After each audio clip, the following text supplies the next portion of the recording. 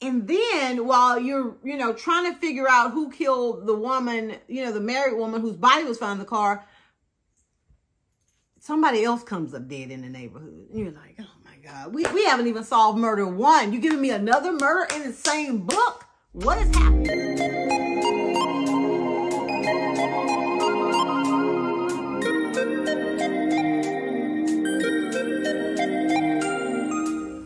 Hello and welcome to Tracy Mommy Reads. I am back again with another video. So today I am going to be doing another book review, and the name of the book, I'm trying to pull it up here on my Kindle. It is called Someone We Know by Shari Lapena, and I'm probably butchering her name. Shari Lapena. I'm so sorry, but this is the book cover, and the book title is Someone We Know.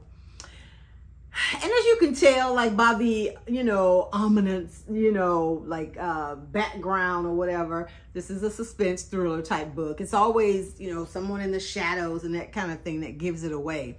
But this particular book is it's like a domestic suspense book, and it takes place in a suburban neighborhood. And in this book, we, do get the door-to-door account of kind of what's happening in each home as this mystery thing is unfolding. And it's told in the third person omniscient point of view. So it's a all-knowing, narrator. It's not from the point of view of any of the characters. So, of course, when the story opens, it started right out the gate in the prologue, there's a murder. And then we learn, that in the next chapters, the subsequent chapters, this woman told her husband that she was going away for the weekend with a good friend of hers, and they were going for like a girls' weekend or whatever. And so, when she didn't come home by Monday, he went to the police. And, well, she didn't come home Sunday night, I guess, and he went Monday morning to the police. And initially they were like, oh, sounds like she may have left you, sometimes that's what happens, because they had called the woman that he said his wife had, gone out of town to spend the weekend with. And she didn't go anywhere over the weekend. She hadn't even talked to that woman. So that's when the police were like, yeah, sounds like she may have left you. This happens all the time. And he was just adamant, no, she wouldn't have done that. I think something has happened. And so, they were like, okay, we'll look into it, but not really. They weren't probably going to look into it until there was a body found in a car that had been run into like a ditch or a reservoir underwater, right? And they pull it out. So let's put that on pause. In another house down the street, it's a mother, father, and their teenage son. I would say he's anywhere from 15 to 17. He's not a fully grown adult yet, right? And they learn, from his peculiar behavior that he has been breaking into neighbors' houses. Just because, right? It started when he left his backpack at his friend's house, and then he had homework, and he was like, oh, I gotta get my backpack. But the friend and his family, they were out to dinner, but he needed it right then. So he found a way to get into their house, and I guess the thrill of that, slipping in and slipping out, without anybody knowing, just sparked something in him. So he started doing it throughout the neighborhood, and then he started messing with people's like computers and going in their stuff because he was really good with computers. So he was trying to see if he knew their password and looking up, information on them, just all kind of shit he should not have been doing, right? So how does that tie into the woman they found and this boy? Well, now that there's a body, the police are like, okay, this just got real. We need to investigate this. And of course, the husband was acting a little sus anyway. So, they're trying to rule him out as a suspect, number one. And they go and they search his house. They're looking for clues. And they dust for fingerprints. Well, there's several prints in the house. Mr. Computer Boy over here, you quickly realize that, or at least you're assuming that, what if some of those prints are his? Because we find out his mom, she just was like freaked out. Oh my God, I can't believe you violated people's privacy. Why would you do that? You're going to show me whose house did you break into? So he lied and said it was only 2 houses. It was multiple houses, but he told her it was only 2. But like he just did them, you know, was like, oh, that house and that house. Didn't tell her where else he had gone. Well, turns out one of the houses that he pointed out was the house where the lady had gone missing. So now you're just wondering, did this boy do something? Could he have gotten on their computer and sent out an email and got this woman killed? Like, what's going on? Because the husband, he just appears to be innocent. Well, you know, behind closed doors, everybody's living a whole double life. And that's what we learn as readers. Like, they go from neighbor to neighbor, because they're all kind of connected. Like his mom is friends, like best friends with another lady on the street. They have a book club with the neighbor who's adjacent to the man whose wife died. So they all know each other very well. And you kind of get glimpses into all of their lives, which are so not perfect, you know. There's extramarital affairs abound with everybody on that street pretty much. And you just find out all the ways that there's all these interconnections. The family where the son was breaking into houses, they have a cabin, and the best friend who lives on the street also, like, you know, her and her family have gone to that cabin before. And that comes in, you know, that's a key piece of information, because turns out that's where the woman was killed. So as a reader, you're going through and you're like, it could be anybody. It could be everybody. The whole street is just a bunch of lying, fake, you know, people. Now, there is this woman who lives on the street. Wait a minute, let's see. Her name is Carmine. And she's new to the neighborhood. She's, you know, like been there. I don't know if she's even been there a year, but she's the other house where the boy had pointed out and said, hey, I broke into that house.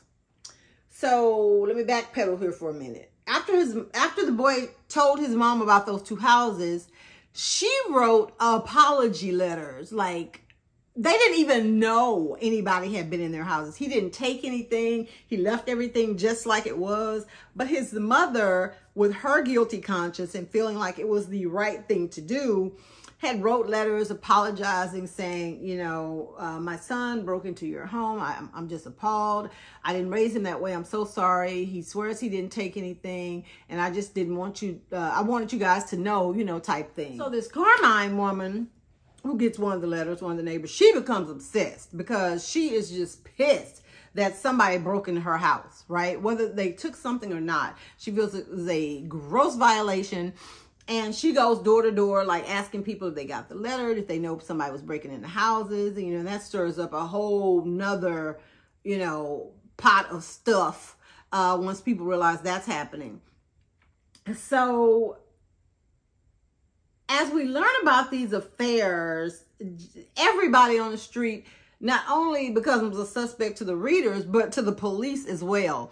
They start looking into everybody and everybody's, you know, lives, and they're all connected in some kind of way. And turns out the dead woman, she got around a lot, right?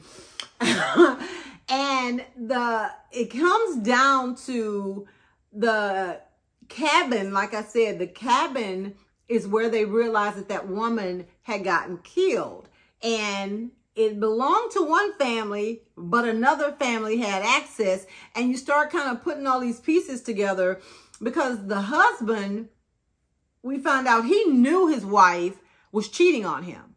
She was cheating on him with 2 different people that lived on the street, right?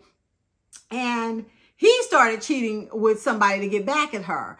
And so everybody, then like the wives of the husbands, somebody knew about it. So everybody had a motive, you know, everybody had a motive, and it all centered around this woman. So anybody could have killed her, right? So as the story goes on, I finished the story like in one day. And you know what was weird is that I started reading it on September 29th, Friday, September 29th. And I know that because and I finished it like the next day, but I know that because the first chapter takes place on Friday, September 29th. That's like the date that's in the book. That was such a weird, creepy coincidence. But anyway, so yeah, so now you have all these suspects, and as the reader and as the police, you're just like, who did it? Because, I mean, they pretty much hauled everybody's ass into jail and was questioning them. And, you know, I think they even made an arrest that wasn't right. And then they had to like let that person go because of different evidence. And then while you're, you know, trying to figure out who killed the woman, you know, the married woman whose body was found in the car, somebody else comes up dead in the neighborhood. And you're like, oh my God, we haven't even solved murder one. You giving me another murder in the same book? What is happening? Do we have a serial killer on our hands? I mean, I really liked how the author, you know, she kept building that suspense, you know, and I knew when we got to the end, because y'all know me in these endings, just based on the title, you know, just based on the title of the book, Someone We Know, I knew it was going to be someone we knew, you know, somebody on that street, somebody in that neighborhood, somebody in the group that had committed these murders, you know. Whether it was one person committing both or two people acting together is kind of what, you know, what had to play out. And in the end, I will say that this is the first book I've read in a long time where I feel like the person who did it made sense. Like it made sense when she started to tie everything together. It was like, I didn't suspect that person though. I will say that. So that was a good way to come in and say, you know, like kind of sucker punch you and be like, it was this person all along. And then, you know, this person may have done something to assist in that. And it made sense that those would be the people involved, right? And if we could have just left well enough alone, right? This would have been like a, you know, a top read this year. But the author left us with a random ass cliffhanger at the end. I looked around and I could not see any information. And if you know the answer to this, please let me know in the comments. I could not see where this was like a part of a series or going to be a sequel. So that cliffhanger, like, what was the point? What was the purpose? Like, we didn't need that. I feel like now you got me going, well, what was up with that? Or like, what? I mean, it was just, it seems so out of left field if it wasn't a setup for something else. We could have just cut this book off when they found the killers and, you know, you just assume, okay, they got them, they got arrested, they're going to trial, they're going to get convicted, and the end. But you go back to somebody on the street and throw us this bone, and then the book ends. I cannot stand it. I cannot stand it when that happens. It just ruins the entire experience for me. It's like, I'm like, finally a book with a good ending. Why is there another chapter? And you're reading it and you're like, why? Why did she have to do that? So I don't know. I mean, if there is going to be a sequel, then it was brilliant. It was good. Now I want to know what's next. But if it's not going to be a sequel, then that was a waste of everybody's time. So y'all let me know if y'all have read, first of all, Someone We Know. And if you know whether or not this is like the first book in a sequel or a series, because I'm just really, you know, interested now in what's going on and what's going to happen next. So, geez Louise, I just hate that happened. But overall, I mean, still a good read. I feel like it's worth the read. Just be prepared when you get to that very last chapter. You're going to be like, what? Like, it just seems like such an add-on, you know, to a book that was going perfectly fine.